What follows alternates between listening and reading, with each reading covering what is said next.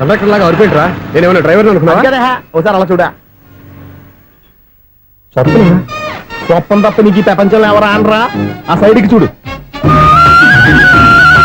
వాడెవడో అమ్మాయి సైడ్ కొడుతున్నారా? నువ్వు స్ట్రైట్ గా ఇలా కొట్టాయి. పాప వాడేం చేశాడు? ఆడు కాదు, నాలో ఉన్న డైరెక్టర్ చేస్తాడు. స్వప్నాల ఫ్యామిలీకి ప్రేమ అంటే సిరాకు. ఇప్పుడు నువ్వు స్ట్రైట్ గా వెళ్ళాడు నాలుగు బీకి ప్రేమకు వ్యతిరేకంగా భారీ డైలాగులు చెప్పావనుకో, వెంటనే స్వప్నం నేను చూసి నువ్వు కూడా తంట అయిపోయాను ఫీల్ అయిపోద్ది. ఆ ఫీల్ నేను గోల్ వైపు నడిపిస్తుంది.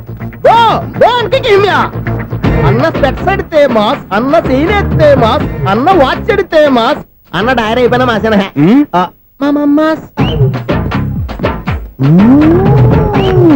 ఎరా ఆడపిల్లంటే అంత సీప్ గా ఉందా? ఒంటరిగా బస్ స్టాప్ లో కనపడితే సైడ్ కొట్టేస్తావా?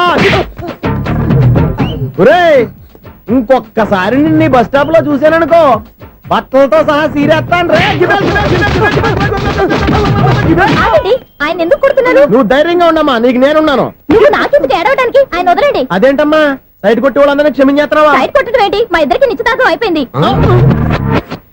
నిశ్చితార్థం అయిపోయిందా? అంటే ఎంగేజ్మెంట్ అయిపోయి కూడా కక్కుర్తి పడుతున్నారా? Wish you happy married life. ఈ వెధవేషాలన్నీ అమ్మాయిని బుట్లో వేయడానికేగా. ఈ విషయం మీకు ఎలా తెలుసండి? ఇలాంటి బేవస్ డైరెక్షన్ చేసావంటే చెప్పుతో కొడతా. పెద్ద 420 కేసుల్లో ఉన్నారు, జాగ్రత్తగా ఉండండి. అజ్జి బాబోయ్, ఇది అవతర బాబా డైరెక్టర్ గా డైరెక్టర్ లా ఉంది.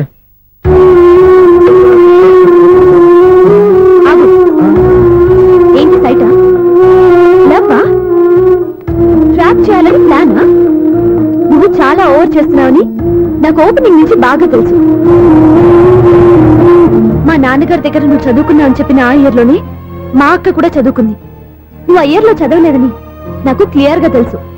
ఎందుకంటే మా అక్క క్లాస్మేట్స్ అందరూ నాకు బాగా తెలుసు.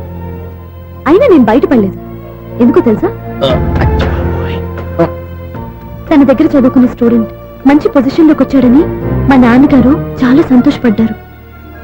మా అక్క ఇల్లు వదిలి వెళ్ళాక ఫస్ట్ టైం ఆ రోజు ఆయన ఫేస్ లో ఆనందం చూశాను.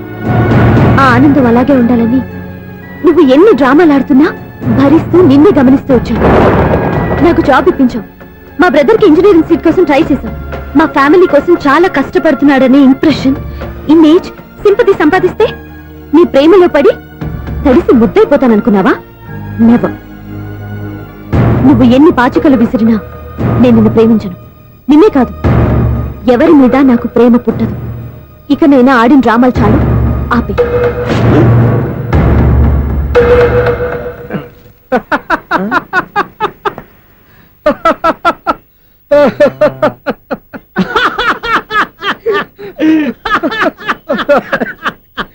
నేను ఆ అమ్మాయిని ప్రేమిస్తానంట. పాపం చిన్నపిల్ల కదా, ఎక్స్పీరియన్స్ లాగా అలా మాట్లాడింది. క్షమించదులే. హలో ఐశ్వర్య రాయ్, కరీనా కపూర్ రోజు ఫోన్లు చేస్తుంటే ఎత్తట్లేదు మా వాడు. ఇదిగో ఇంతమంది అమ్మాయిలు లవ్ లెటర్లు ఇస్తే మేమిద్దరం చలి తట్టుకోలేక పొద్దున చలిపెంట వేసుకున్నాం వాటితోని. ఏమంటే వాళ్ళంతమంది కోటీశ్వర్లు మా అమ్మాయిని చేసుకొని వస్తుంటే వాళ్ళందరినీ క్యూలో నుంచోమంటున్నాడు వీడు. అమ్మో, నా వల్ల కాదు. చూడు స్వప్న, నిన్ను చూసి జాలిపడాలో బాధపడాలో నాకు తెలియట్లేదు. అయినా ఈ తప్పు నీది కాదులే, నీ వయసుది. నీ ఏజ్ లో ఉన్న అమ్మాయి ఎవరైనా ఓ మగాడు తన వైపు చూస్తే నన్నే చూస్తున్నాడు, నా కోసమే ట్రై చేస్తున్నాడు అనుకోవడం కామన్. కానీ నన్ను కూడా అలా చూడడం నీ తప్పు. ఈ సంగతి మాస్టర్ గారికి తెలిసి ఎంత బాధపడతారో తెలుసా? నేను మీ నాన్నగారు వెనకపడ్డాను, ఆయన కోసం ఇంటి చుట్టూ తిరిగాను. అంత మాత్రాన్ని నువ్వు అలా ఆలోచించకూడదు, నీకు ఆ ఫీల్ రాకూడదు. పొరపాటు నీకు ఆ ఉద్దేశం నేను రప్పించిన, నా ప్రవర్తనలో తేడా కనిపించినా నన్ను క్షమించు. వస్తాను. హలో, మా ఓడు జెంటిల్మెన్ కాబట్టి జెంటిల్మెన్ లా బిహేవ్ చేశాడు, అడ్వైజ్ చేశాడు. అంత మాత్రం చేత మీరు ఇప్పుడు ఇంటికి వెళ్ళిపోయి దుబ్బని బెడ్డ మీద పడిపోయి అటు ఇటు తెగదొల్లేసి తలగల్లా వేసి ఇంచేసి సాంగులోకి వెళ్ళిపోకుండా రాంగ్ సిచ్యువేషన్ అయిపోద్ది. హ్యాపీగా ఇంటికి వెళ్ళి అన్ని మర్చిపోయి హాయిగా నిద్రపోండి. Good night. జట్ట అలా అవుట్.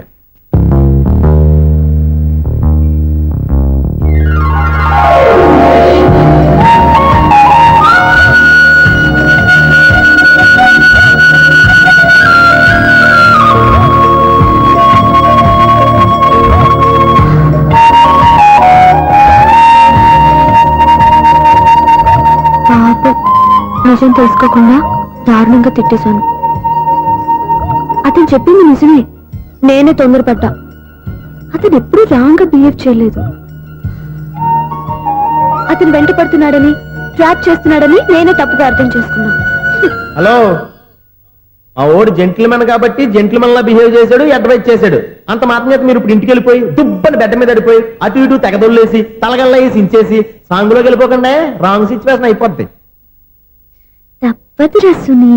ప్రేమను సంపాదించడం కోసం నా హెల్ప్ తీసుకున్నావు అనుకున్నాను కానీ ఇప్పుడు నువ్వు దివ్య పేరుతో ఉత్తరాలు రాయటం, మనీ ఆర్డర్లు పంపటం ఇవన్నీ చూస్తుంటే నువ్వేదో పెద్ద ప్లాన్ తో ఇక్కడికి వచ్చావనిపిస్తాను.